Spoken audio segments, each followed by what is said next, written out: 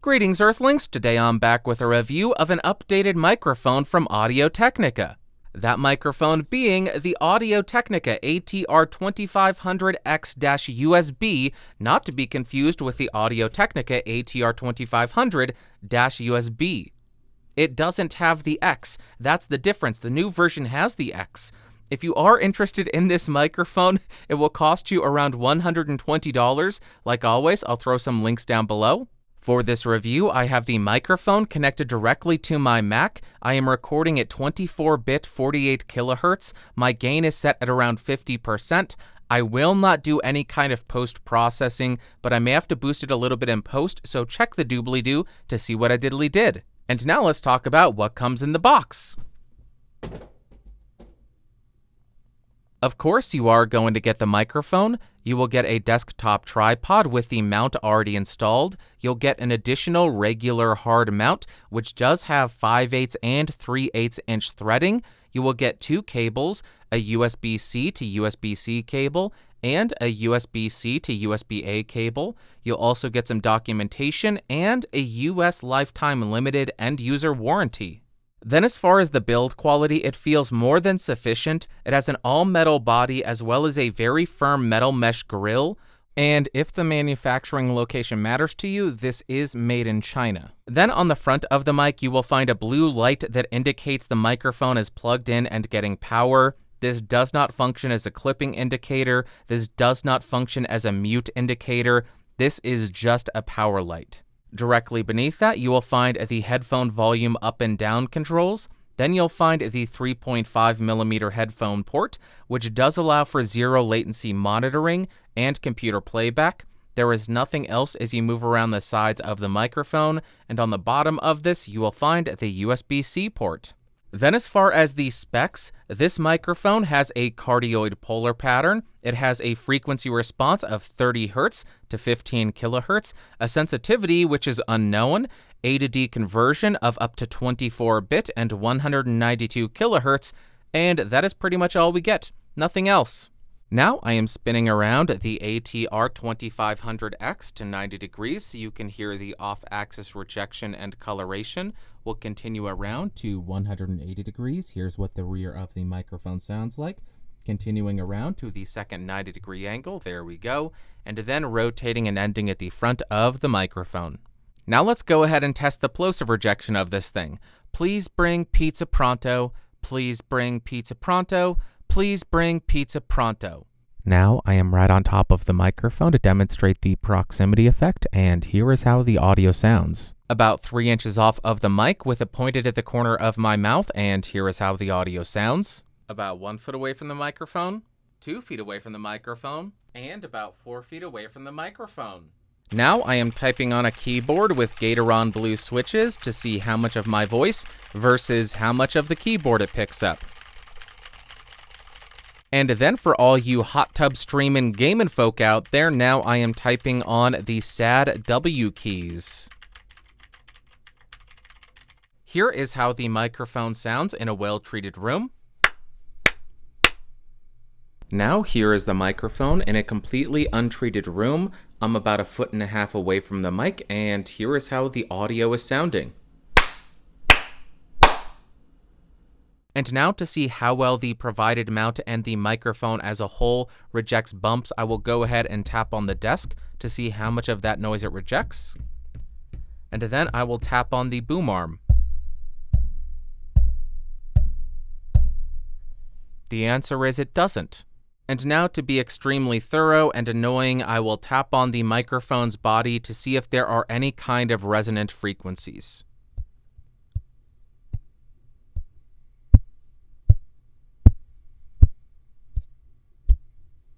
Now I have the microphone on the provided desktop tripod stand.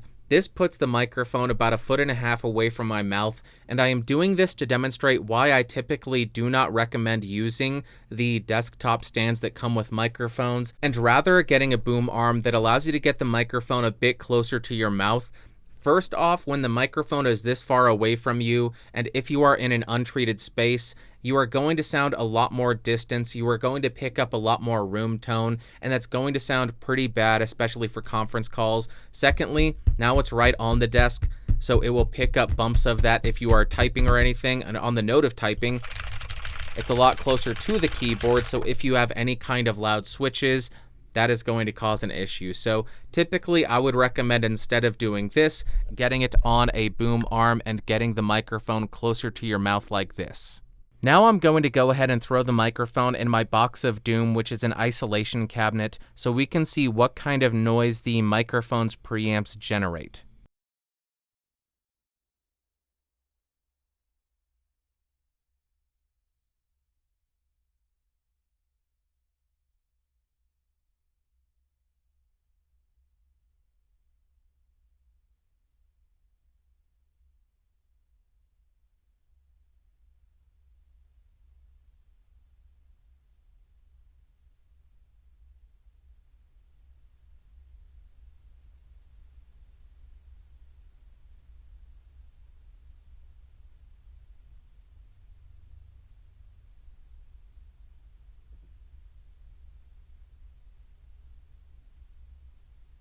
Then as far as latency, with our sample rate at 48 kHz and the I/O buffer size of 64 samples, we have an 8.5 millisecond round trip or 4 millisecond output. At 128 samples, we have 11 milliseconds round trip or 5 milliseconds output.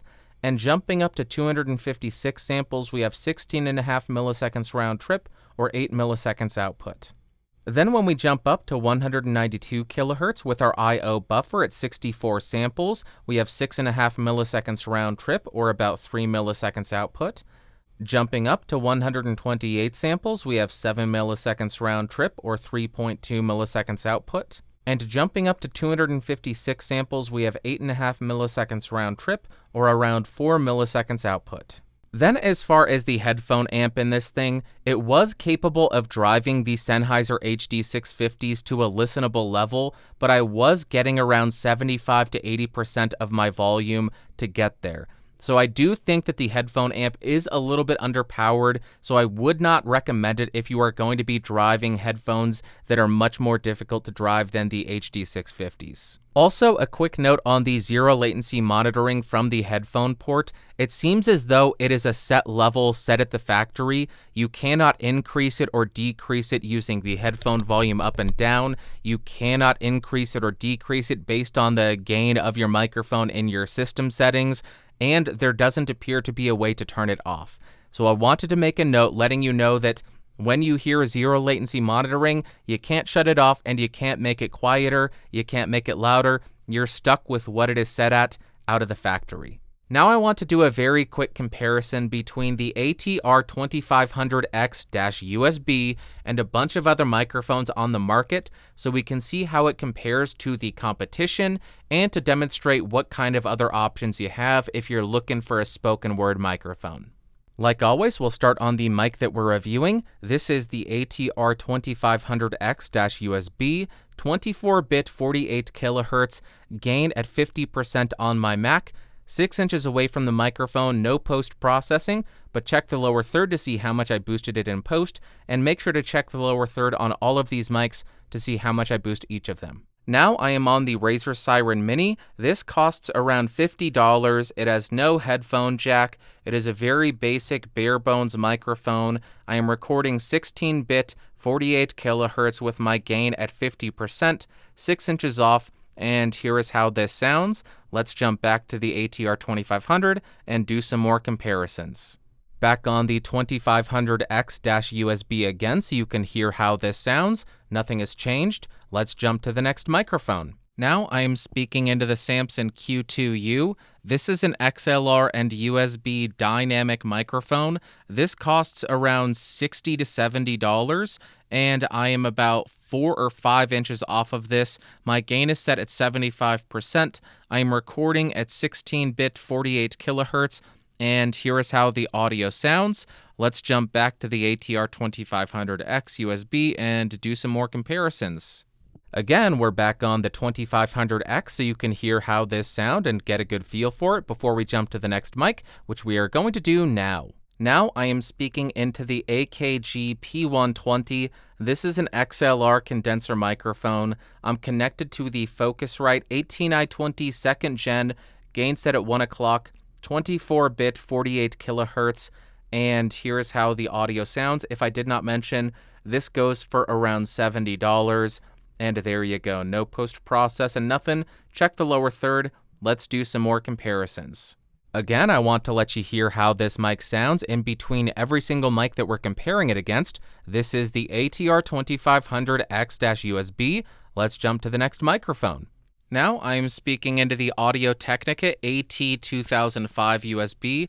This costs around $80. This is another XLR USB dynamic microphone. I am about 4 or 5 inches away. My gain is set just shy of 100%, recording 16-bit 48 kilohertz, and here is how this audio sounds. Let's go ahead and do some more comparisons. Hey, we are on the 2500X USB again. I am not going to talk very long, but here you go. Let's jump to the next microphone. Now I am on the Rode NT USB Mini. My gain is set at around 40%, 24-bit 48 kilohertz and 6 inches off. And here is how this sounds. I do also want to note that Rode released some new software that allows you to do some real-time processing to the microphone. So just keep that information in mind when you are listening to the microphones and deciding which one is best for you. But regardless, this is the NT USB Mini. The audio has been raw. Let's jump back to the ATR2500 USB X, whatever name it is, and do more comparisons. Again, we are back on the Audio Technica ATR2500X-USB. Here is how it sounds. Let's jump to the next mic so you can hear how it compares to that. Now I'm speaking into the new Audio Technica ATR2100X-USB. This costs around $100, and I am recording 24-bit 48 kilohertz with my gain around 60-ish%, 4 or 5 inches away from the microphone, and here is how it sounds. Let's jump back to the other Audio Technica that we're reviewing and do more comparisons against other microphones that are available. Let's do that now. What a shocker, 2500X USB, that's what we're on, 6 inches off, gain at 50%, 24-bit, 48 kilohertz, nothing has changed. Let's jump to the next microphone. Now I am speaking into the blue Yeti Nano, about 6 inches away. My gain is set at 25%. I am recording at 32-bit float, which is what this is set at for some reason, and 48 kilohertz. And here is how the audio is sounding for this microphone, which costs around $100 if I did not mention that yet. Hey, back on the 2500X again very briefly so you can hear how I sound, 24-bit, 48 kilohertz. Let's jump to the next microphone. Now I am on the Audio Technica AT2020. This is a $100 XLR condenser microphone connected directly to the Focusrite AT920 2nd Gen, gain set at 1 o'clock, 24-bit, 48 kilohertz. Check the lower third, and this goes for $100. There you go, the AT2020 versus the ATR2500X-USB. Catchy name, guys. Let's jump back and do more comparisons. All right, we're back on this again. I cannot believe that I am doing more of these. I am surprised that I have not slipped into a deep depression because I hate doing this with USB microphones. Here is the 2500X. Let's jump to the next one. Now I am on the original Audio Technica ATR2500-USB. This still costs around $110. I'm recording at 16-bit 48 kilohertz. My gain is set at 50%, and I am about 6 inches off of this thing. And here is how it sounds. Does the original sound better or worse than the new updated version, which has USB-C and much higher resolution recording? Let me know in the comments down below. But now let's do more comparisons. Hey, we are on the 2500X USB again. I am not going to talk very long, but here you go. Let's jump to the next microphone. Now I am on the Lewitt LCT240 Pro. This is another XLR condenser microphone. This costs around $150. I'm connected to the Focusrite AT920, gain at 1 o'clock, 48 volts on. I am recording 24-bit, 48 kilohertz, 6 inches away. And here is how this sounds compared to the mic that we're reviewing. I can't be bothered to repeat the name again. Let's jump back to it though and do more comparisons. Because I don't know how many of these we have done, we are back on the 2500X again so you can hear how this sounds. Let's jump to another microphone and do that comparison right now. Now I am speaking into the Audio-Technica AT2020 USB Plus. This costs between $125 and $170. I have my gain set at around 60%. I am 6 inches off of this thing, recording 16-bit 48 kilohertz, and here is how the audio sounds compared to the AT2500X-USB. Whatever that model number is, this is the 2020 USB Plus. Let's do more comparisons now. We're back on the 2500X, and you know how I said I was surprised that I have not slipped into a deep depression doing this? Well, now I have. I hate everything, the world is terrible, and this is the 2500X. Let's jump to the next microphone. Now I am on the Elgato Wave 3. This microphone costs around $160. I do not have any processing engaged. I am 6 inches off, and my gain is set at around 15%. And here is how the audio sounds. Let's go ahead and jump back to the Audio-Technica and do a couple more comparisons. I bet you wouldn't expect it, but we are back on the 2500X so you can hear it again before we jump to another microphone and you can hear how it compares to that. Now I am speaking into the Rode NT USB, the original one, and yes, I am speaking into the correct side. There you go. I just have the windscreen turned around.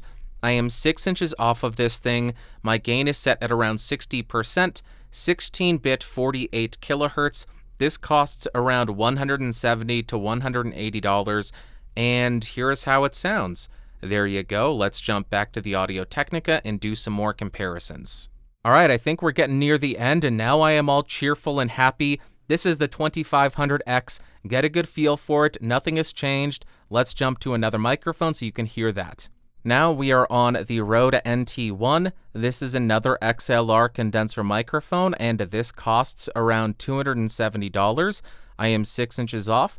Gain of the Focusrite is set at around 1 o'clock. 24-bit, 48 kilohertz. Check the lower third to see how much I've boosted each of these in post. I hate USB microphones for all of these comparisons that I have to do, but let's jump back to this USB mic that I hate comparing and one more comparison. Thank goodness. I think one more comparison and you all know what it's going to be. And thank goodness, I believe this is the last mic that we are comparing it against. This is the 2500X. Here is how it sounds. Let's jump to the last microphone. And now we are on the Neumann U87 Ai. This is a $3,200 to $3,600 XLR condenser microphone. I am on the cardioid polar pattern, no filters, no pads engaged. Focusrite 18i20, gain at 1 o'clock, 24-bit, 48 kilohertz. And here is how this sounds. Not a fair comparison, not really in here for use. I don't think anybody's wondering which one's better, but I wanted to include it because I have to use the microphone. I need to get my money's worth. But that is it for the comparisons. Let me know in the comments down below which of these microphones did you like the best. Do you think the ATR2500X-USB is worth the $120, or are there more affordable options here that we compared that you think sound better? Let me know in the comments down below. And now let's go ahead and jump to the music test.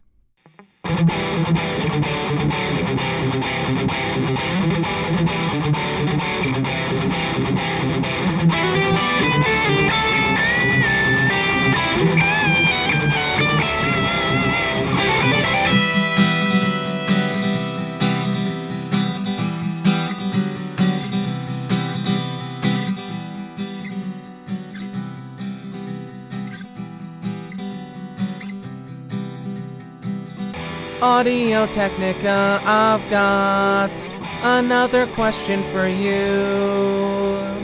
I don't see this model listed here, so is it covered or not? Please help. Or reply or leave a comment or do whatever, but I would love some clarification because I do not see the ATR2500X listed under the covered models on the US Lifetime Limited End User Warranty. However, it came in the box for said microphone. I would love some clarification if you're seeing this, Audio-Technica. Let me know in the comments. Is it covered or not? Okay, conclusion time. I'm conducting business via song now. How immature and unprofessional. Conclusion time, thanks. For a condenser microphone at this price point, I think the sound of it is pretty good, but I think when it comes to features, the competition is just a bit too strong. And first up, in terms of pros, I love that they upgraded the converters to 24-bit up to 192 kilohertz. That's a great upgrade from the prior generation. I also like the addition and inclusion of zero latency monitoring. Additionally, we had some very good latency figures, which is not the most common thing for most USB microphones. And if you live in the US, you have that limited lifetime warranty, assuming that they included the correct slip with this microphone. But then in terms of cons, I found the polar pattern to be pretty unforgiving, meaning it picks up a lot of room tone. If you're buying this and you don't have a treated room, that's going to become a problem. Also, the zero latency monitoring quirk, where you can't turn off the zero latency monitoring, you can't turn down or turn up the zero latency monitoring, really makes it difficult to work with. I apologize, my AC turned on, I'm not turning it off. But the next con is the microphone is pretty bad with plosives. If you don't have a pop filter or have good mic technique, that's going to be a problem. And I have not mentioned it yet, but the accessories feel very cheap. They are made of plastic and don't feel like they would hold up for very long. Now, what are my overall thoughts and opinions of this microphone? On the electric guitar, I think it's perfectly usable. The lows aren't too muddy, the mids are unoffensive and pretty neutral, and the top end is fine, at least for rhythm. That's the main application that I would be okay using it for. When you do start to get to the upper register of the guitar, the unsmooth nature of the microphone's top end starts to become apparent, and it becomes a little bit piercing and a little bit sharp sounding. Then on the acoustic guitar, I found the lows and low mids to be a little bit problematic and a little bit overpowering. And then in the top end, you do have a boost, which sounds a little bit artificial, but the main thing that sticks out to me is it sounds a little bit closed off, making it sound less lively, less realistic, which is one of the main draws to condenser microphones, and this just seems to be lacking that. Next up for singing, I definitely did not hate it. The lows didn't seem to give me any problems, and in a mix, I would be high passing those anyways. The mids were inoffensive, it wasn't overly nasally, it wasn't scooped out, so it sounded pretty natural in the mids. Then the top end, you get a little bit of a boost, giving you some clarity and articulation. The t-t-t-t, you can hear all of that. But it does start to get a little bit sibilant, and also the top end is a little bit artificial sounding, but for $120, I think that's perfectly workable. And lastly, for spoken word, I know I will be repeating myself a bit here, but the lows and low mids have a bit of weightiness to them, and I think it's on the verge of being muddy and becoming a little bit unclear. The mids, as I just mentioned, are pretty neutral and inoffensive or unoffensive. I never know which one it is. And then the top end, you do get that crispness, that articulation, but it also sounds artificial and a little bit grainy or sharp or jagged. It just is not the smoothest sound. You shouldn't expect it for $120, but I'm just letting you know that's what I'm hearing. And to wrap up, would I recommend the Audio-Technica ATR2500x-USB? Kind of, but not really. Let's start with the reason that I'm leaning towards no. If you're doing live streaming or doing conference calls, at $120, this microphone has a ton of competition. The competition offers different sounding microphones, but where this microphone really starts to fall short is the feature set. Yes, it does sound pretty good to my ears, but when you start looking at the Blue Yeti Nano, the Rode NT USB Mini, or the Elgato Wave 3, they all offer very similar feature sets if you just look at the physical microphone. But once you look at what they offer in terms of software, that's where the Audio-Technica falls short, because all of these offer real-time processing that would allow you to improve your sound before you start live streaming or before you start sending your voice to your conference call. So if that is you, I really think you would be better served by one of these other microphones from Blue or Rode or Elgato, because it will help you get a better sound quality and a better listening experience for the people who are listening to you on your conference call or on your stream. But then the reason why I'm also saying maybe is because I don't hate the sound of the microphone. For a $120 USB condenser microphone, I think it's perfectly tolerable. But you do have that quirk with the zero latency monitoring, and if you want to use the headphone jack, you're going to have to want to hear yourself really, really loud all the time. They need to roll out some kind of update, some kind of firmware fix to allow you to mute the zero latency monitoring and or adjust the level of zero latency monitoring and computer playback. Otherwise, I think that feature is pretty much useless. And because I think it makes that feature useless, you wouldn't even need a headphone port on the microphone. And that raises a question. Are there other USB condenser microphones that sound equal to this that are cheaper and don't have the headphone port? The answer is yes. The Razer Seiren Mini. For $50, it's less than half the cost of this. I think you're getting an equally good sound, especially for conference calls. This would be perfectly sufficient, and you do lose the headphone port, which may be a turnoff for some folks, but I think unless you really like hearing yourself very, very loudly, then the Razer Seiren Mini would probably be a better option for most people. Alright, I think that's going to wrap up for today. I think this may have ended up unintentionally being one of my longest videos for a microphone that it's not even anything special, and I did 15 microphone comparisons. Why? I don't know why I did that. That was stupid. I wanted to quit my YouTube channel while I was doing that. I hated every second of it, but I hope it was helpful. If you found this video fun, interesting, or helpful, go ahead and give me a thumbs up. If you hated it, give me a big old thumbs down. If you do want more videos, subscribe, click that logo down beneath me, and do not forget to hit that bell icon. If you want to hang out in the Discord server, do it or do not do it. Podcastage.com/Discord.